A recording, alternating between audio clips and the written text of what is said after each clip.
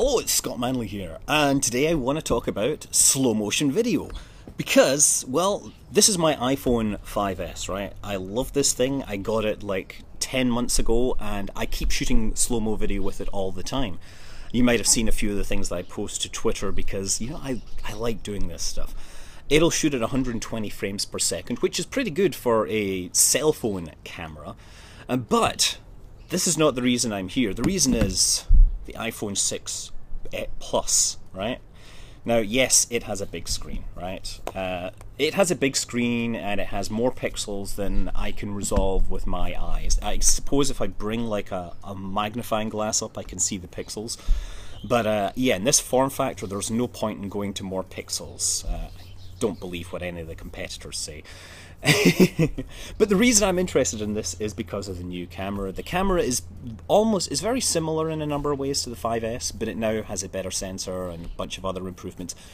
Hardware motion stabilization, right, which means this camera assembly will move left and right to adjust for your motion as you're moving the camera. But yeah, it'll shoot 240 frames per second at 720p resolution, so that's twice as slow or twice as fast depending upon how you look at it. The thing about doing slow-mo is you can do slow-mo with a regular camera. You take the video at 30 frames per second and then slow it down, but what happens is if you slow it down by a factor of 4, it means that you're getting the frames at a quarter of the speed, so the persistence of vision starts to go away and everything looks jerky, right?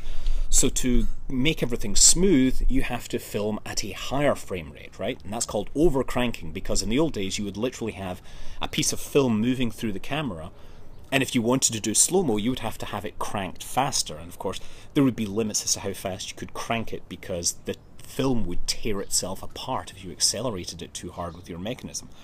But now everything's all digital, and yes, cell phone cameras are the place to go for slow-mo video. You can get it on GoPro as well if you're interested in that, and GoPro is a great product.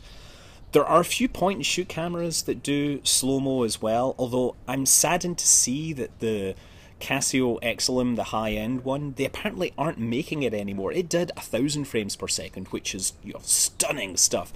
To go above that, you have to get into real commercial hardware like the Phantom or the Edgertronic. The Edgertronic is a Kickstarter that made a $5,000, $6,000 camera that can shoot at up to 17,000 frames per second, and I desperately want one.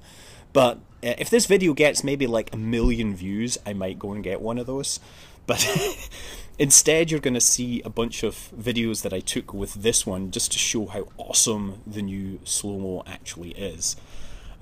Very big fan of it. Cell phone cameras, it's not just about megapixels these days. It's about performance in many respects. So let's take a look at it.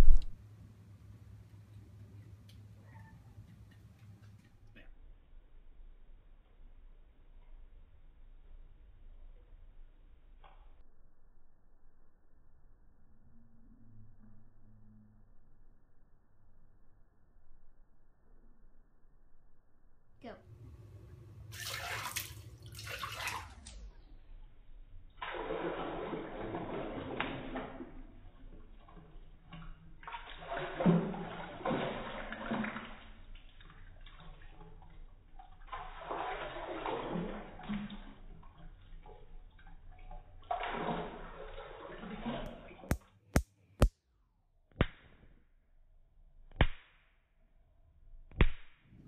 Now, 240 frames per second probably isn't enough to catch a bullet in flight, but it should be able to catch a dart from a Nerf gun.